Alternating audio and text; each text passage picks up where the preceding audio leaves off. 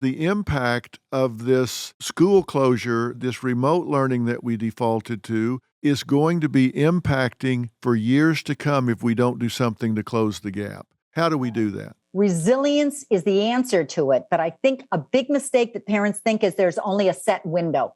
It's too late, or it started when he was 3. It's not too late for any of us, or the entire counseling industry would go out of business.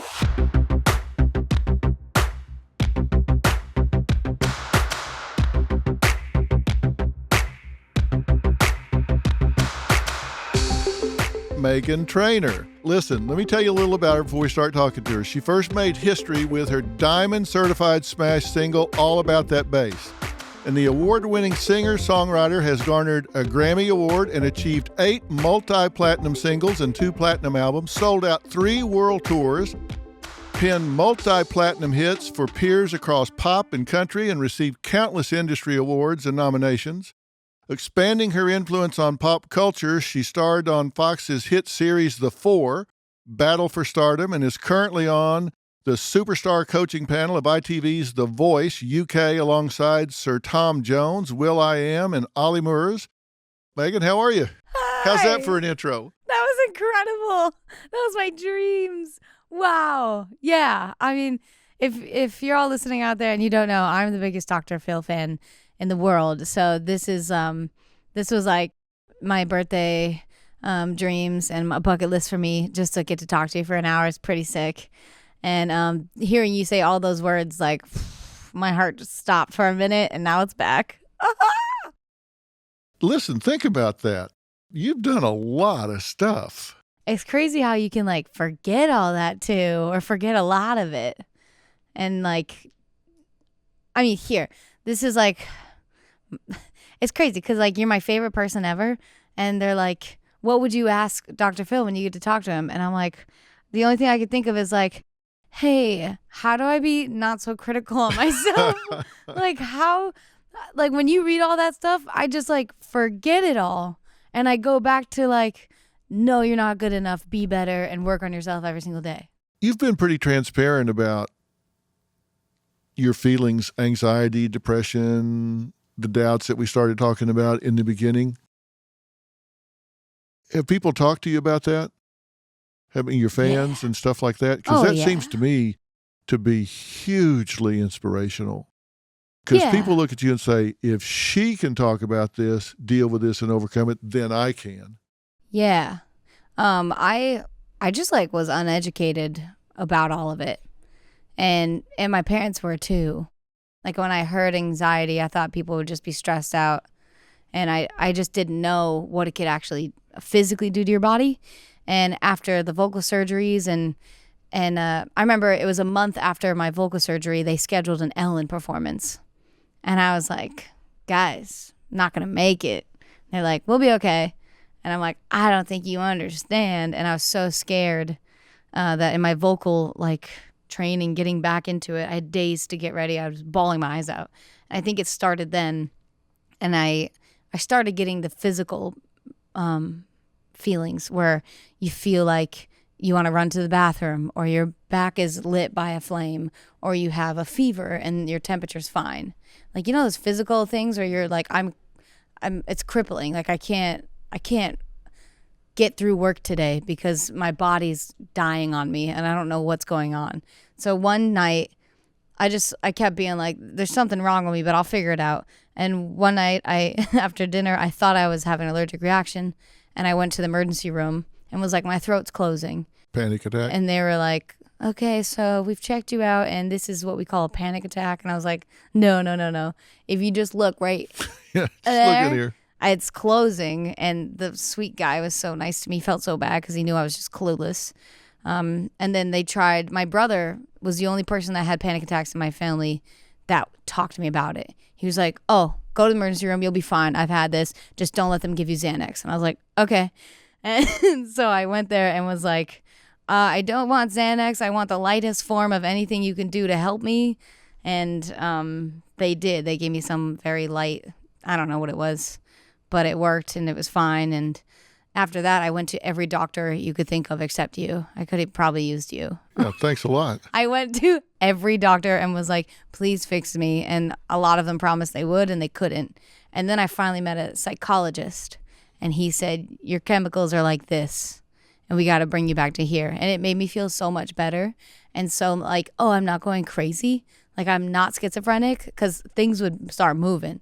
I had like body dissociation or whatever it's called. Yeah, you get that anxious. People don't realize anxiety is not just a psychological phenomenon. There's a neurological component to it as well. Yeah. And the neurotransmitters in your brain get disrupted. And it's like being on a racetrack with no exit ramp. It just is going and going and going, and you can't do anything about it. Yeah. He said stuff that finally made sense. He was like, there's a fire alarm in your head, and it's just going off for like no reason. Like, that was like the best thing he could have ever said to me. And I was like, yes, that's how I feel. He's like, when there's like actual danger in front of you, and that's how intense it gets, your body's telling you that's happening all day long when it's not. And I was like, cool, fix it. What do we do? Well, you've got a recorder in your brain called the amygdala. That's what it is. Yeah. And he's so smart. So it records this, and then whenever you hit that play button, something will trigger it, and it's right there. My back's on fire. Yeah. Why is your back on fire? I don't know. I used to like not be able to talk about it because it would bring it back. Yeah. But I feel like I beat it, and I accomplished so much and I got back into my soul. It's like my soul left for a minute, and now it's back in my body. Yeah. See, people don't realize we have one arousal system. It's the same system if you're excited at a ball game. Yeah. Or if you hear somebody behind you in a dark alley. Mm-hmm. Or you're all excited at your wedding. We have one arousal system. It's the same thing, same chemical, same arousal. It's just how you label it. It's exactly the same. If you're at the football game and they score in the last second, you're, hey! Yeah. That's exactly the same experience you have when you have a panic attack. You just labeled it differently. That's crazy. Isn't that something? That's crazy. And like, what really like was tough going through it was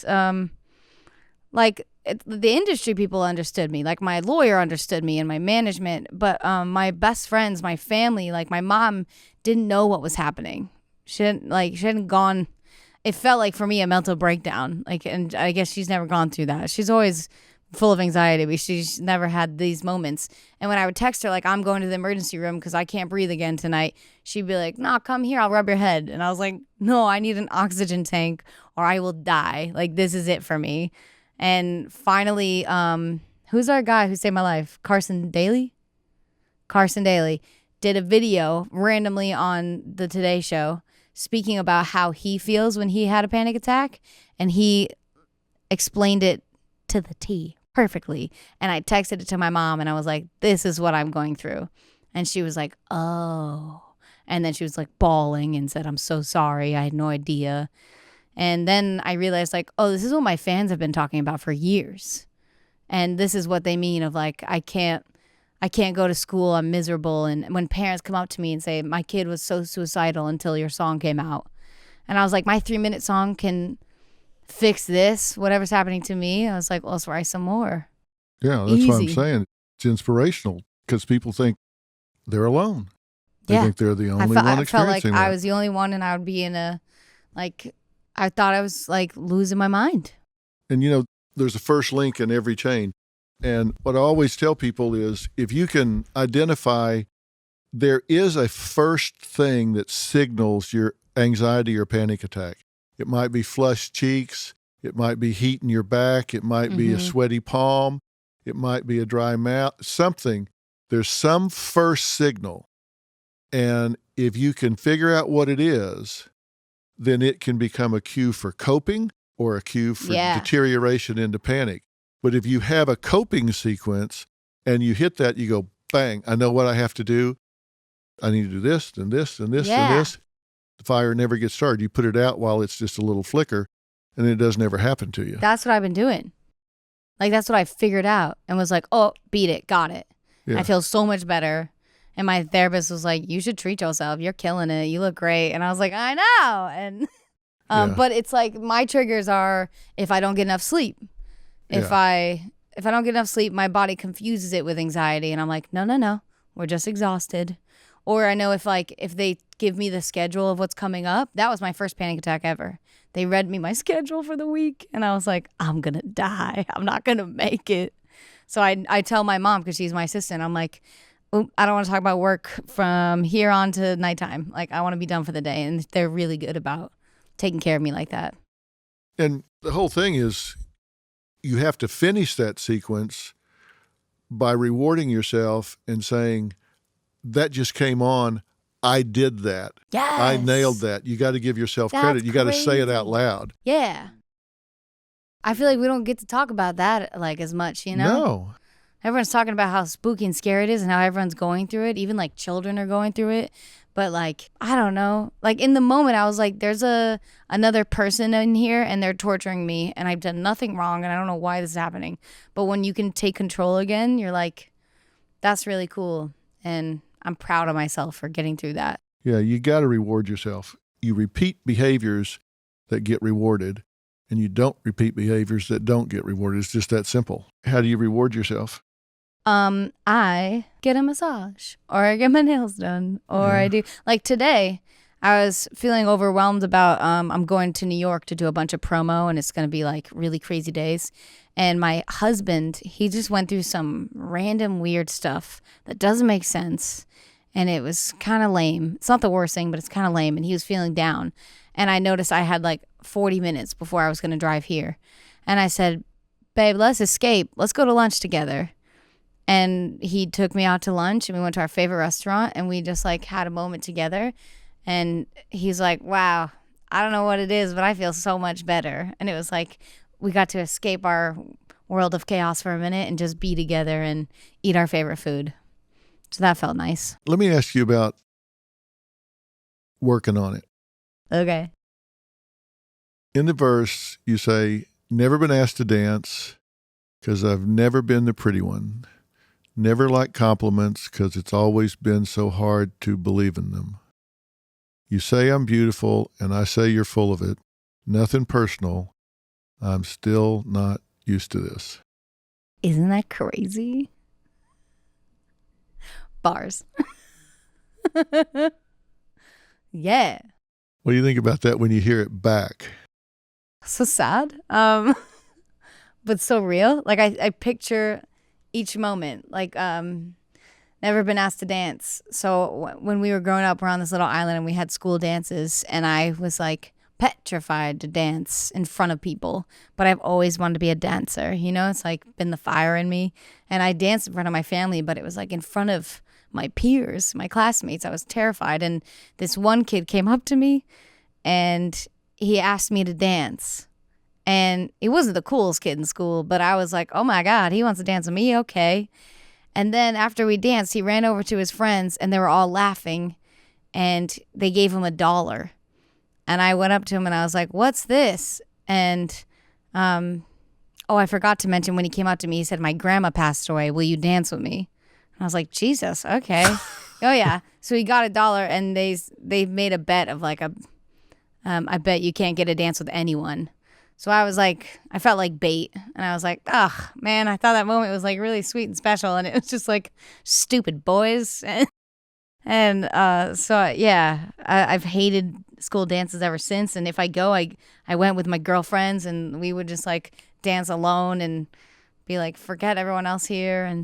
And then when my husband would give me compliments, even when I felt like my ugliest, like I know like I'm grungy looking in this moment, he's like, God, you're the most beautiful person I've ever seen ever. And I'm like, what are you seeing? Like, I wish I could see with those goggles. Like, what are you looking at? And like, he's truly like, you know how you say people's reality is their reality or whatever? That's perception like, is reality. Perception is reality. He's like, I'm the prettiest girl in his world. And I'm like, that's so cool. I wish I saw that. And I work on it and he'll stand in the mirror with me and be like, look how beautiful you are. And I wanted to put it in a song. They say love sees not with the eyes. Oh, that's cute. Yeah, it's true. I think that's what it is. It's like the kid worships me and I worship him just as much. but I've never felt like that. No one's ever looked at me like that. Then I was like, we should get married. You better keep this one. Better keep this one around. Yeah. He's a good one. He's great. Nikki Glaser, one of the funniest female voices in comedy today. You've probably seen her because she's been hitting the clubs for over a decade across the country. She's the host of 3 hit podcasts. She has been honing her shockingly honest, no-holds-barred style of comedy. It takes a different breed of cat to do what you do. Yes, it does. I do believe that all comedians, and I don't know, I would like to hear your take on this. It comes from a place, at least for me, of not feeling loved. And so I need to perform and hear back constantly validation. Like, we like you. Ha ha ha. Ha ha ha. It's not like I play a song for 4 minutes and then applause at the end. I need laughs and validation every 5 seconds. And so I think it came from a place for me, at least, of just wanting to be seen, wanting to be loved from strangers anywhere I could get it. And thank God for that, though. Thank God for my low self-esteem as a child. Well, it let's made me talk way about out. that, because there were a lot of reasons that I was really excited about doing this. And one is, I think you're a huge talent, and I think you do a thank great you. job on stage. But what I love about you is you have no filter. I kid you not, guys. What you see with Nikki is what you get. She has no edit button and is willing to be totally authentic. It's not like, hey, I'm Miss Glamorous Hollywood. You have a willingness to be completely, shockingly honest about everything. But at the same time, you say, I'm like really insecure and need feedback every 5 seconds, but yet you have the courage to be totally, completely honest. To me, that's a contradiction. Well, I think now I do have self-esteem now. I had to hit some really low lows during the pandemic that brought me to a realization that I was kind of dependent on stand-up and that validation every night to be complete, to not have to be alone with my thoughts, to feel loved, to feel worthy. And then when it was taken from me, I had to actually kind of look at stuff and do some work. And so now I feel that I'm compelled to go on stage now to share, to make people laugh, to make people feel less alone. Like, my compulsion for doing it is different than when I started, but I do believe that I felt as a child so just innately gross, wrong. Why was I even born? There's nothing special about me. I really hated myself, and I don't know why, but I just did. And I think when I found stand-up, I found something that really I could talk about those dark feelings and make something of them. It was just too dark.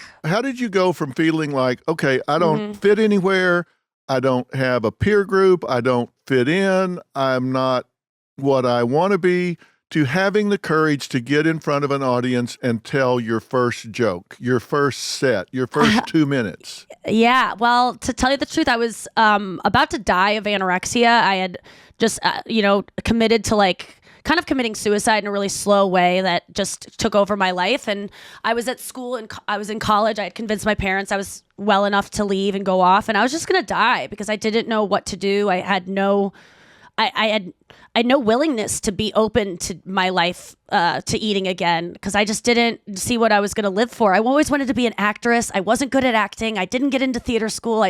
All the things I wanted to be didn't happen for me. I got really good at dieting, and which turned into something that I could not control any longer. And my life was hell, like starving all day and not knowing how to stop, everyone being mad at me.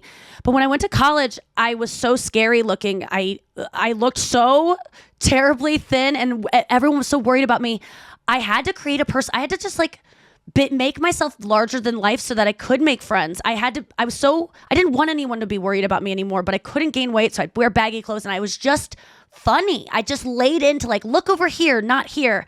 And then I started hearing, you should be a comedian. And I was just desperate for anything. So I Googled female comedian. I saw some comedians that I just thought, oh my God, they're just being so honest. And I think my problem was I'd never been able to be really honest about the stuff I struggled with. And I thought maybe this is an outlet. And then I ended up being pretty good at it. And it was the first thing that I was like, oh, I have a knack for this. And so the first time I went on stage, I just made a decision. I got to figure out this eating disorder because I finally have something I want to live for. And so I started, I just sought treatment. And then, I got over anorexia, but then it just turned into many other eating disorders that were more manageable and less noticeable over the course of 20 years. So you just had symptom substitution. You just switched them for other things. Oh yeah, that's all I do, Dr. Phil. I quit drinking 10 years ago. Then I smoked pot. Then I quit smoking pot. Then I start getting in the food. I was bulimic. I've been, intermittent fasting, which I call adult anorexia. I've tried everything. And then I think when the pandemic hit, that's when I was like, you and then workaholism. Like I just was doing podcasts and sets every single night. Like I never was home alone. I was never alone. And when the comedy clubs were taken from me in March 2020, I got desperate. And that's when I really sought out recovery for my suicidal thoughts, my overall depression, and really my eating disorder that I had turned into this like very manageable thing that I talked about openly, but really didn't get that honest about. And since then, the recovery of that has opened up this new honesty for me. Cause I think that I always thought I was a very honest person sharing about my sex life. I mean, that's kind of what I'm known for, is like, oh my God, she just talks so openly about her sex life.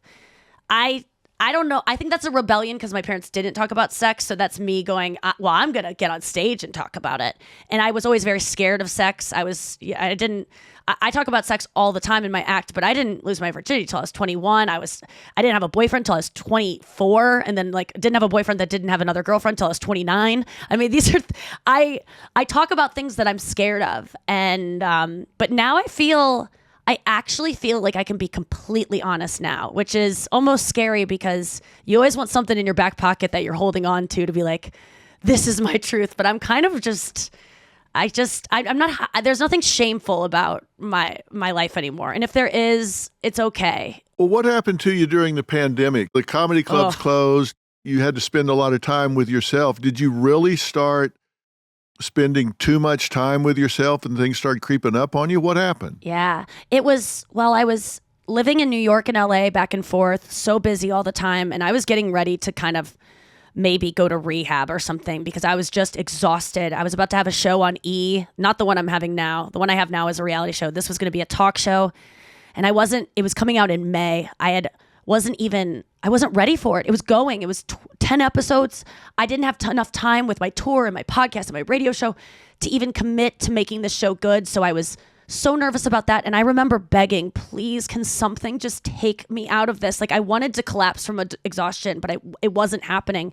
And then the pandemic hit and I was like, thank God I don't have to do that. But then I had nowhere to, I already knew I didn't want to be alone. I had my own apartment, but I just said, I'm just going to go hang out in St. Louis with my parents and stay at their place. What a great opportunity to just hang out with them. And that turned into 10 months. I just never wanted to leave because I was too scared of being alone. And also I had it made me realize like, this is when I could really use a husband or a partner or it is during a worldwide pandemic where I don't want to be alone and I want comfort. I want to touch someone. And I remember one morning was the day it dawned on me. I woke up and I looked in my bed. I had been binging all night in bed. And I looked and I was like, there's never going to be a man in your bed or whatever you want in your bed because there's rappers in your bed and you have to wake up every morning and collect all these. It's like, that was the moment I was like, this is why I'm living with my parents at 35. When I have the money to live on my own, this is it. This eating issue you have, you finally need to look at it. It's so loud. You can't distract yourself from it anymore. And that's when I just decided to give up and just do what someone else told me to do, which is not easy. You and I were talking the other day and I said, I don't have the need to be loved by strangers. And you were saying, oh my God, really? Because I do. Yes. Do you have the need for people to know you're successful? Because you do a lot of things that people probably don't know. You're right, Dr. Phil. I do so much all the time, but I'm not like someone who brags about it or who posts about it. Like I sometimes look at my life and I'm like, God, you did so much stuff this week, so many cool TV things, met so many people. Why aren't you posting about this to share it? I think I do it because it's for my parents kind of. I want them to be proud of me. I'm always telling my parents are kind of like the ones that I brag about to about these things. I want them to be proud of me. I think getting on TV was a way to get their attention in a way that I maybe didn't feel I got as a child. My mom watched TV a lot, so I was like, okay, I'll just get up there to get you to like care about what's going on in my life like you do the housewives. So I think that was a reason for it. Well, that's not unhealthy, though. The fact that the people in our lives that we want them to be proud of us is not unhealthy. Yeah. Okay, good. You don't think it is, do you?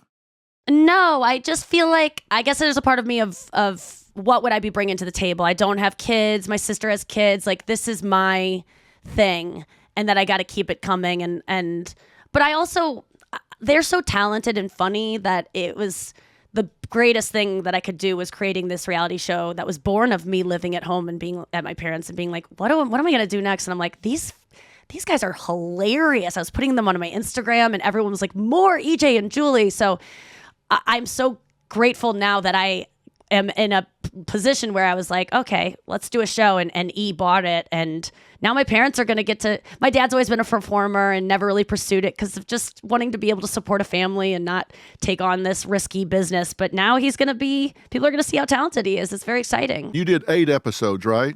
Yes. So describe it and tell people what they're going to see. Welcome Home, Nikki Glaser, which is about me moving back home to St. Louis, and it's not going to be filled with the kind of maybe drama that you want and the fighting and those explosive episodes, but you're going to get real honesty and just a family that loves each other, that is figuring out how to communicate, and me, who is trying to begin a relationship again with her ex-boyfriend who also moved back to St. Louis at the same time. So it's very interesting that this show it wasn't something I orchestrated. It really, the camera showed up and I said, okay, well, this is my life right now. This isn't kind of the show I pitched, but this is what's going on with me right now.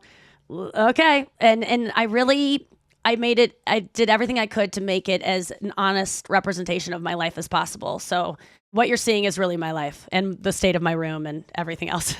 You were telling me the other day, you thought, okay, I need to clean up my room. And you thought, no, not going to do it. No. I think that so much of my lack of self-esteem as a child, I was obsessed with pop culture, obsessed with celebrities.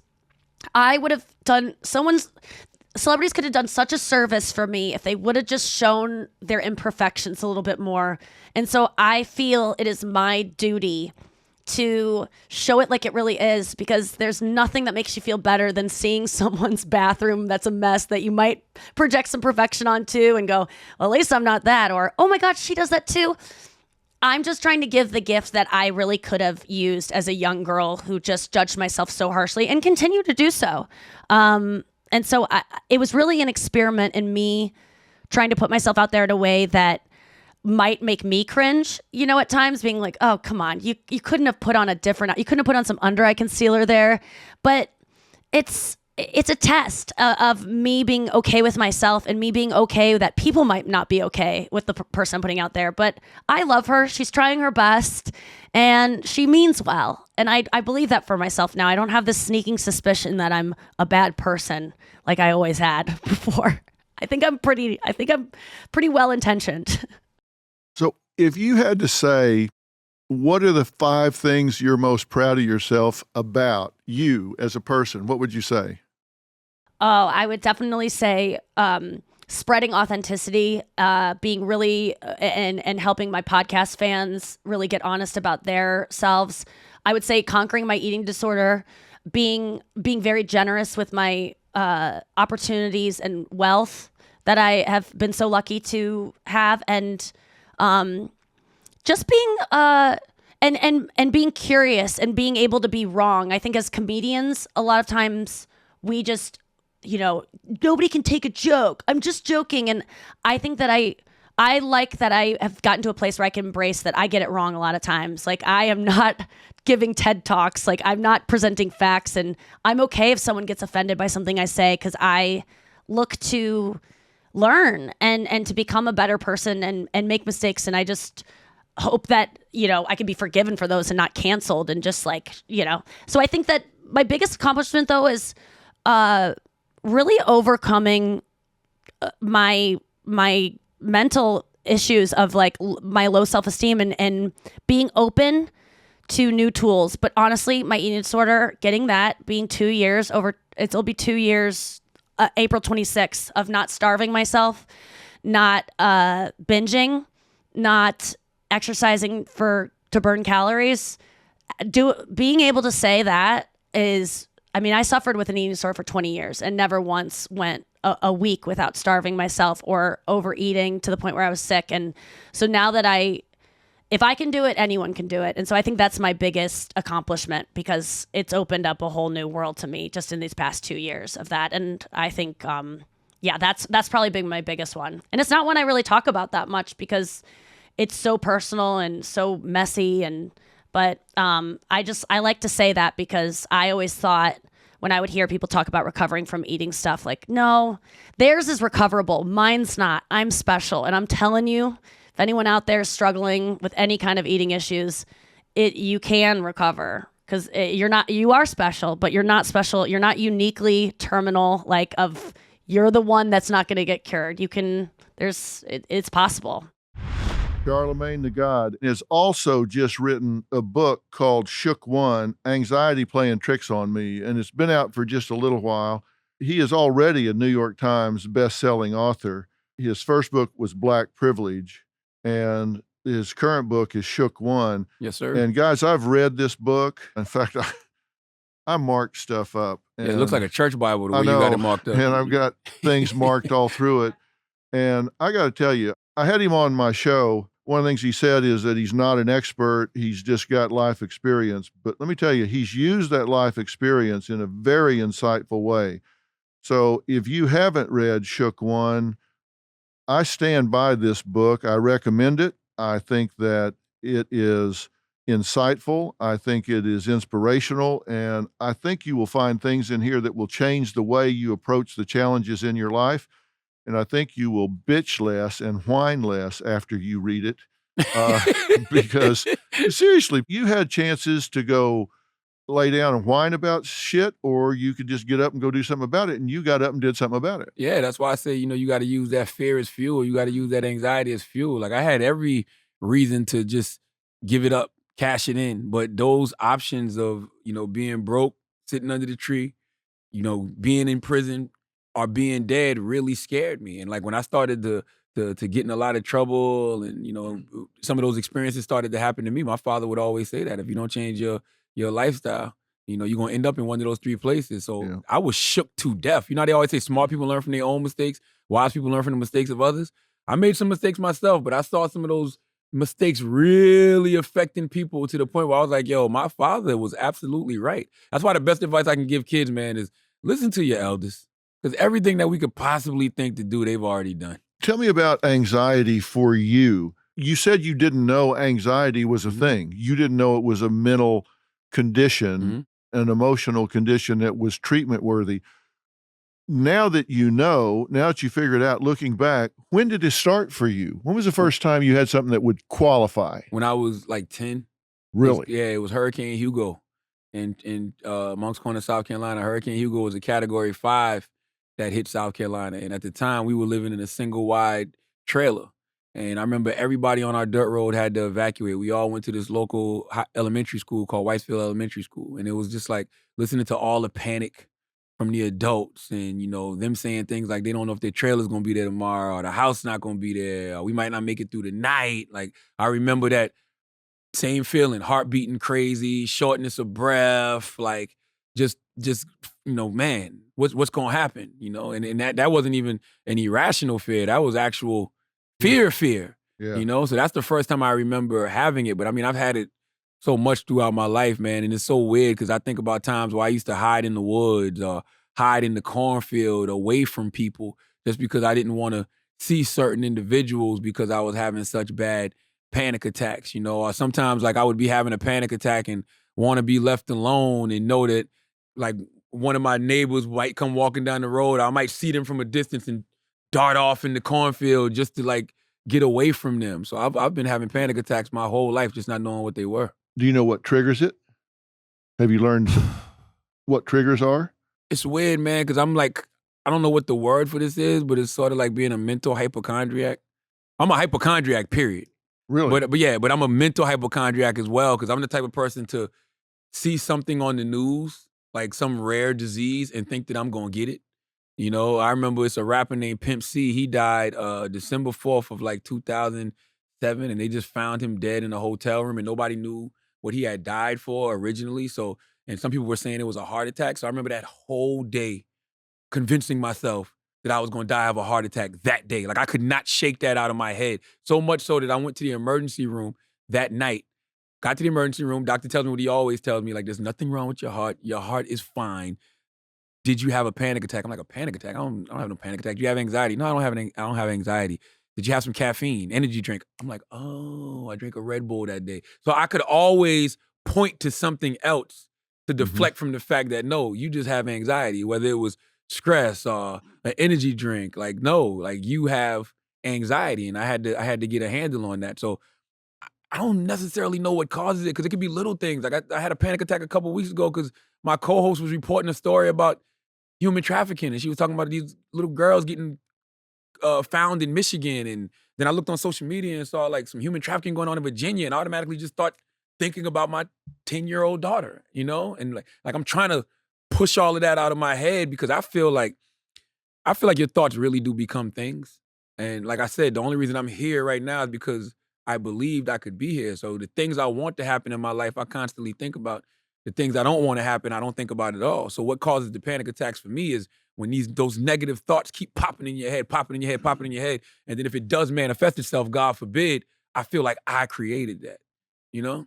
The first book I wrote was called Life Strategies. I wrote about the 10 laws of life, and one of them is what I fear I create. It's like with athletes, if they fear they're going to hurt their knee because they've come back too soon, they'll run funny, they'll favor it, they'll create the very thing they're afraid of. Yeah. And thoughts are so powerful because we speak at 125 words a minute, but we think at 1,200 to 1,400 words a minute. It's like a kid going through the cafeteria, some 8th grade girl, and she hears some girls say, she's fat, she's got a fat ass or whatever. They may only say that one time, but then she starts repeating it, and she's repeating it at 1,200 words a minute, 10 hours a day. Yeah. Think how many times she says that to herself. She takes over for the bully, internalizes it, and destroys her self-esteem because she thinks so fast, it just becomes an automatic thought. Yeah. Now, you know, so like that's what I can't do it anymore because my daughter's in 5th grade, but I used to pop up at my daughter's daycare all the time, pop up at her school all the time. I mean, now you can't, because you just can't walk up into school anymore because she's in 5th grade. But I used to have to do that for me. Yeah. Just to relieve my sure stress. She's okay? Yeah, that's it. Simple as that. Because I mean, it can be little things. I can watch a video of a woman in daycare beating up on a child. You know, you'd be like, yo, what the hell is wrong with these people? Yeah. So it's just like every now and then you just got to pop up and make sure everything's gonna be okay. Like that's one reason I really don't like to stay anywhere. I'm flying out on the red eye at night because I just want to get back home. You know, like I don't like to stay the night places. I just like to be home. And when my kids call me in the middle of the night, I want to be there. Yeah. A certain degree of vigilance, it's not a bad idea in this day and time. Oh, 100%. I mean, you can overdo it, but you got to remain vigilant. So what kind of therapy are you getting? What are they doing for your anxiety? What works for you? What works for me is exercises, you know, and I have a very sensible therapist who listens to all my stories, and she listens with the intent to understand and not just reply. And what really made me really dig her was one day I just came in there and unloaded on her, and she looked at me and she goes, "Woo!" You know, and I was like, it's a lot, right? And she was like, "Yeah." And she just kind of like sat there for a second and then just kind of like walked me through it, you know? And then she teaches me like just simple breathing exercises, because sometimes that's all I really need. Like I just need to talk myself off the ledge and figure out ways to keep those negative thoughts from repeating in my mind 1,200, 1,400 times a minute, like you said. Do you do anything physically? I got stress balls. I have stress balls. I work out 3 to 4 times a week. You know, I think about when I was young, I repeat daily affirmations to myself. You know, I used to always say, I love Jehovah God and his son, Jesus Christ. I love Jehovah God and his son, Jesus Christ. I love Jehovah God and his son Jesus Christ. Go away, Satan. Go away, Satan. Go away, Satan. And then when my panic attacks would get real intense, I would straight up say, fuck Satan. Fuck Satan. Fuck Satan. Because my mentality was, in the Bible, they said, they told Job, curse God and die. So I said, if I curse Satan, I'll be blessed. So that's what I used to do. So it's just like repeating constant daily affirmations to myself, praying, taking deep breaths, breathing, and really getting to the source of whatever it is, whatever my anxiety is. The problem sometimes is when the source of your anxiety is literally something that I saw on television, something I read in a magazine, something I heard in the radio, something I heard happen to somebody else. I've had, friends who my worst fear has happened to them, the fear of losing your wife, not losing her like divorce, but like dying in like a car accident. You know what I'm saying? I recently had something like that happen, and it's like, man, when you hear that story and then you don't have the words for your friend, you know what I'm saying? You don't have the words to tell your friend, and like you're trying not to, you're trying to think about your friend, but you're also not trying to think about this story, because when you think about that story, it makes you think about your own situation and something like that happening to your wife. So that's like the tricky part of like just of how to deal with that kind of stuff, man. And that's something I'm trying to navigate now. When you say you're a hypochondriac, do you read about something or see something on TV? Is that what triggers that? Oh, 100%. I thought I was going to get Ebola. You know what I'm saying? I thought I was going to get SARS. All that, any of that, all of that stuff.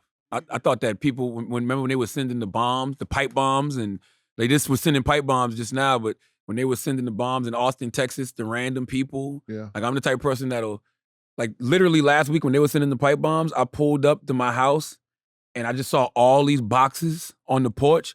I'm circling the boxes, trying to see what the labels are. And then I'm like, oh, that's just Zara. Yeah. Yeah. And my wife's just ordering stuff. Yeah. But if you think you have a disease or you think that you've got some infection or something, what do you do about it? How does it paralyze you? Oh, I go to the doctor immediately. Like my doctor will tell you right now, like she'll like, you cannot get another physical. like you're fine. I promise you, you're fine. Like I had a friend die last year of stomach cancer, and I remember I visited him a week before he like really went bad, and he died. His name was Reggie Osei, Combat Jack, and he was just telling me all the symptoms. He was like, my stomach started to get big, and I thought it was because I wasn't eating right and because I was doing so much drinking, and then I got sick and I went to the hospital. By the time he got to the hospital, it was stage 4 cancer. So I'm in my mind, I'm looking in the mirror like, my stomach getting a little big. Like I got a knot right here. I'm just making up stuff, and I'm going to the doctor, and she's like, what are you talking about? Like, she's like, what are you talking about now? That's still going on, but you're in therapy. What are they doing about your thinking about that? It's just a process. Like, it's just, I'm talking my way through it. She's talking me off the ledge in a lot of situations. Like, she gives real simple advice. Like, you do realize this is all in your mind. Like, you went to the doctor, right? I'm like, yeah. The doctor said you're fine, right? I'm like, yeah. So what's the issue? And I'm like, I don't know. That's why I'm here talking to you now.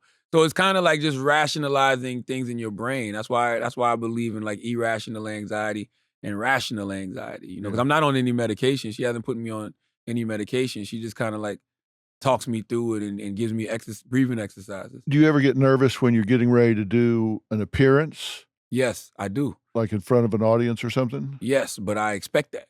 That's what I mean when I say rational anxiety. Like when I come out on your show, I know I'm on live television. I know that it's a bunch of people out there watching me. So I can't, get myself in a Cindy Brady Bunch moment where the light comes on and I'm just sitting there at the camera frozen like, yo, it's sink or swim at this point. So I expect to have anxiety in those situations. But once you're out there, like when you were on my show, it wasn't 30, 45 seconds that you know how to read a room. Yeah. You immediately know this audience really likes you. They like us together. They're having fun with us having fun. Do you pick up on that and immediately get and it's therapeutic. You relax? Yeah, it's therapeutic for me in a way. Like it's weird though, because I'm weird. I don't like compliments. And for whatever reason, I'm used to somebody telling me they hate me more than somebody telling me they like me. So even when you say the room is cool and it's a good vibration, I do feel that energy, but I know I can't play to that crowd either. So what I really do in those situations is just be me. Like what I've learned to do in my life is live my truth. So nobody can use my truth against me. The easiest thing in the world for me to do is be myself. If I try to be anything else, I'm going to lose every single time. Does that boil down to get them before they get me? No, I just don't feel like you should play to the room because I feel like you'll hear those cheers.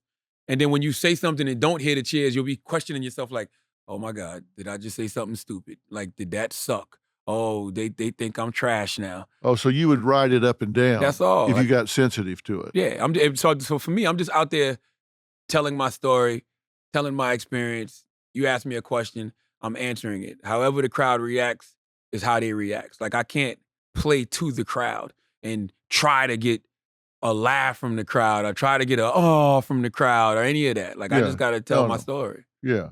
But you understand when you are being truthful and you are being authentic, you know that plays. Oh, absolutely. You know, people know the truth when they hear it. I feel like the universe responds to honest people. That's why I'm always truthful, even whether it's good, whether it's bad, or whether it's ugly. That's why I have no problem sharing any experiences from my life, you know, because I just feel like I said earlier, like I feel like you go through certain things because, you know, God is working through you. He's making you go through certain things so he can work through you to reach other people. Dr. Michele Borba, internationally renowned educator, recognized for her solution-based strategies to strengthening children's character, their resilience, and reducing peer cruelty. The impact of this school closure that we've had, this remote learning that we defaulted to, is going to be impacting for years to come if we don't do something to close the gap. How do we do that? Well, number one is resilience is the answer to it. But I think a big mistake that parents think is there's only a set window. It's too late, or it started when he was 3.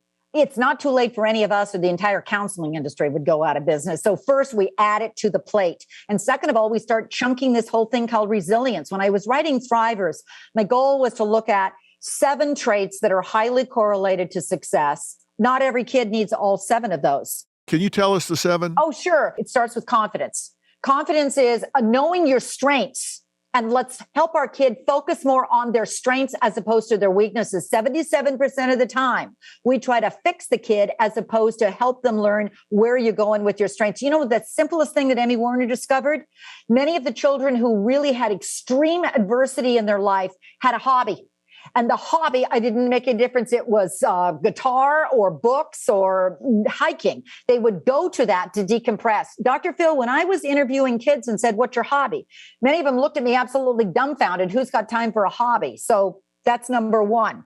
We've got to start with that. Maybe we start being talent scouts. We walk around the house and we look at tuning into what our kids are good at, as opposed to what their weaknesses are, and start pointing that way. Another one would be empathy.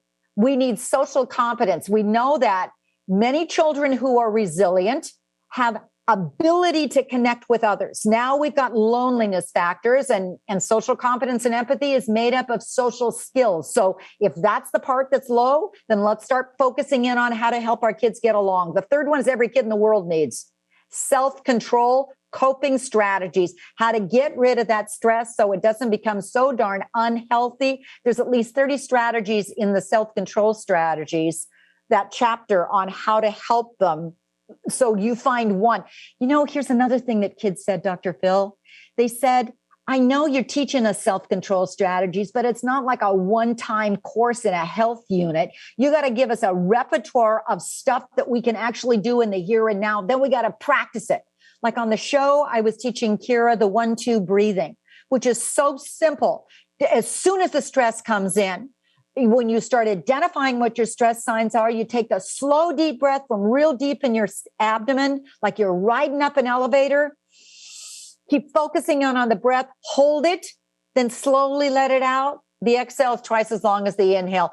Kids said that really works, but unless you help us practice and practice and practice and practice when we're calm, it doesn't kick in.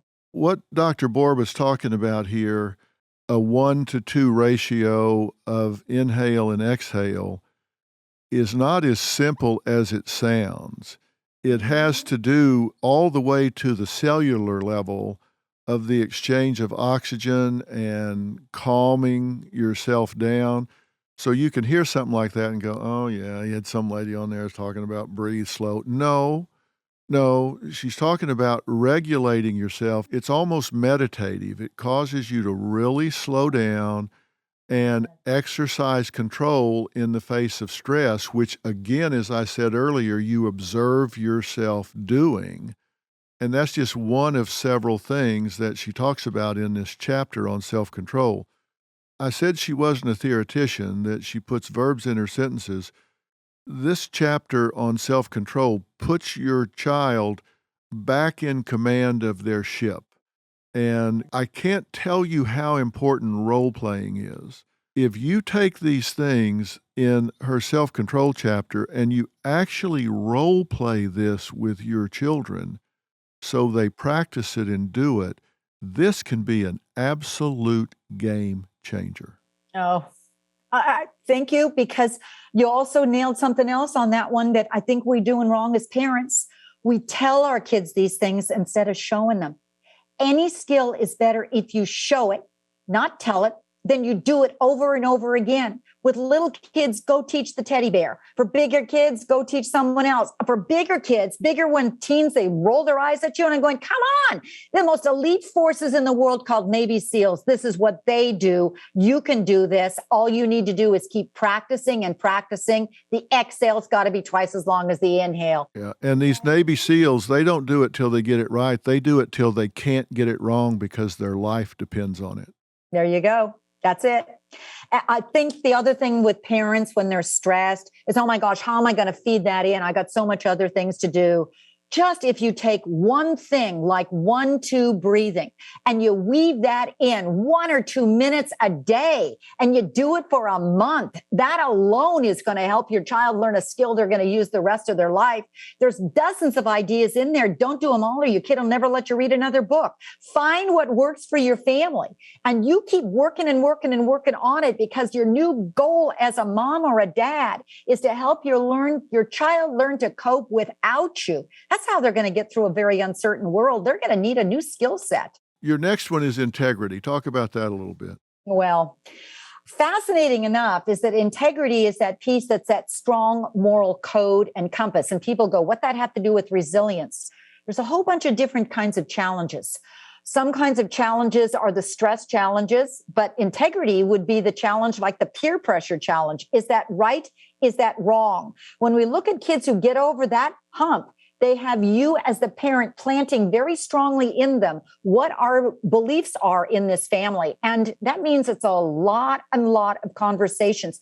Dr. Phil, the easiest thing I've ever seen, there was an incredible girl named Mia Dunn. Every high school teacher said, would you go figure out how that kid came to be such a kid with amazing integrity?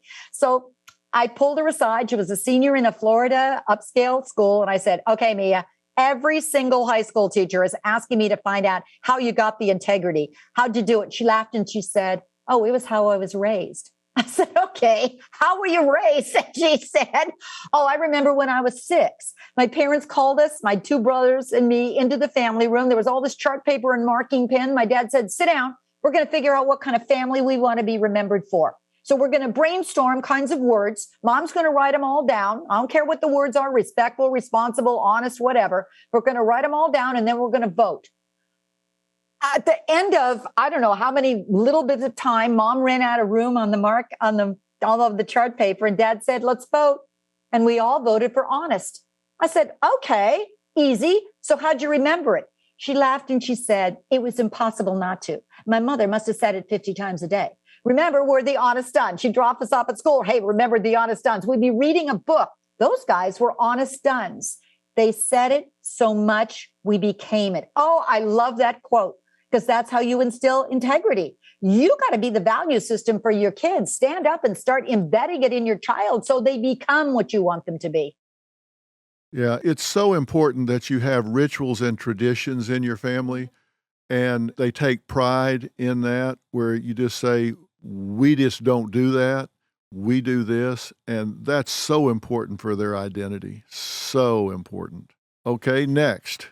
Curiosity. Yes, I love curiosity. That's that kid who thinks out of the box with ideas and people. The easiest one on that one, when you go, what the heck does that have to do with resilience? It's not to raise a kid who's an Albert Einstein creative child, but it's a child who realizes that when they're confronted with a problem, there's no problem so great that can't be solved. And that's what you're looking for agency. The easiest way to do that from this moment on is when your child comes home or he's sitting there with a problem, don't solve it for him. Instead, what's bugging you, sweetie pie? Say it. And then you're teaching the simplest thing that there is called brainstorming 101. Keep a poker face because some of the ideas they come up with are going to be off the chart. But what's one thing you could have done? What's another thing? For a kid who goes, how long do I have to do it? For 1 minute till the sand runs out. But if you keep brainstorming and then you're all done and you go, okay, now get rid of things that aren't safe, wise, or responsible. What's the one thing you're going to choose? Good. Now let's create the plan. What you're doing is creating agency. So when the child is faced with a real life problem, he's got it. And that's, again, what that thriver has. It's okay, Mom. I can do it myself. Oh, there's your moment to take a spa day, Mom. I got it. Yeah, that's so important. Again, that's them observing themselves, figuring something out. And even if they're off the charts with some of them, that's so important.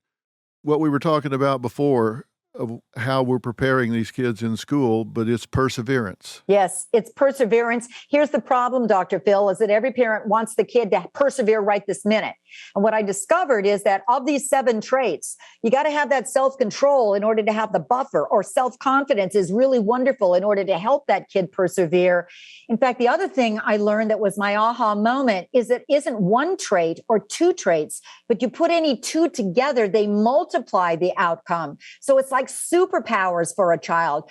Self-control and perseverance, wonderful. Carol Dweck has got the greatest solution on perseverance. Stop praising them for the end product. What you get? Did you get the 100%? What's the grade? Instead, you make success in your house become a 4-letter word, GAIN. Yesterday you were here, sweetie. You got 33 right. Tomorrow you're going for 34. It's one step, baby step. Success is always in steps. You never win the gold medal tomorrow. You win it in little teeny increments along the way. And that's the goal on perseverance. So wonderful on the science that tells us how to help our kids hang in there and not quit. The last one you mentioned is optimism, which is so important. You're watching a group of kids who have been every day for the last 2 years turning on a TV set and seeing how many people died today. Now you've got a live feeds of a horrific war. You've got images that are really impacting our kids. And many of them say, I just feel hopeless. I'm really worried about the world. I think this one is one of the easiest things from NYU that said, images that our kids see either elevate their empathy and their optimism, or they create doom and gloom. Okay, one of the easiest things you can do on that one, I think we don't do nearly enough. Look what the research says and apply it. Go to the back page of the newspaper every day. There's incredible, glorious stories about real kids doing wonderful stuff. Cut out the news, blow it up. Now you got another family meeting or an entertaining just dinner discussion. Did you hear about true story? Here, I love this one.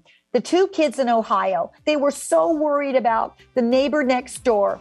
Empathy 101, because she's 80, she's all by herself, Mom. She's so lonely. Can't we do something? What can you do, sweetie? I love Mommy. What can you do, kids? Can we drag our cellos to her porch and do a cello concert? Good idea, said Mom. They drag their cellos, go to the porch, knock on the door, they social distance, they do a little cello concert. Oh, the neighbors come out, they're crying, Mom's crying. She puts it on Facebook, it goes live. What happens is the virtual of all the rest of the children in the world look at it and go, I can do that too. You're elevating their heart. You're seeing tuba concerts in Sacramento, flute concerts in New York. We've got to show our kids the good stuff that's doable. Now they put it in their hearts. They've got the agency. That's what builds hope.